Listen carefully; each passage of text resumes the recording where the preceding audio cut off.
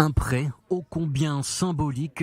Ce rouleau de la Torah est arrivé il y a peu dans un musée privé à Dubaï.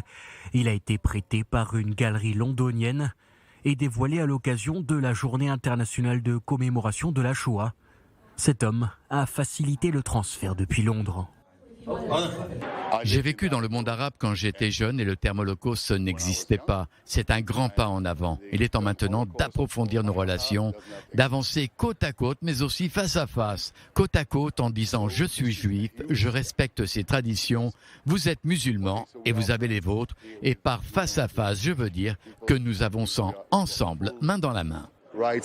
Ce rouleau de la Torah date de la Seconde Guerre mondiale et a été sauvé. Objectif, faire connaître davantage l'histoire de l'extermination de 6 millions de juifs par l'Allemagne nazie, peu enseignée dans le monde arabe.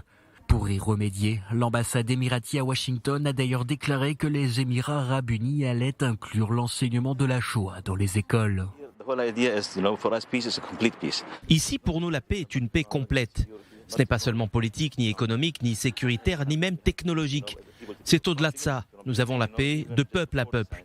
Depuis le début, même juste avant la signature, l'interaction était très forte et l'un des plus grands indicateurs du succès de la paix, ce sont les activités que nous faisons dans ce musée. Nous avons organisé depuis 2020 plus de 12 événements et ça c'est très positif.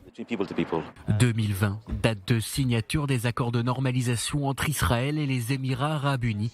Plus tard rejoindront Bahreïn, le Soudan et le Maroc. Il est important de se souvenir de ce qui s'est passé. Il est important de s'assurer que cela ne se reproduira plus jamais.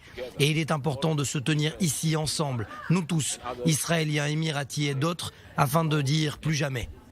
Dans les années qui ont suivi la création d'Israël en 1948, les communautés juives qui existaient depuis des siècles dans tout le Moyen-Orient et au Maghreb ont largement disparu.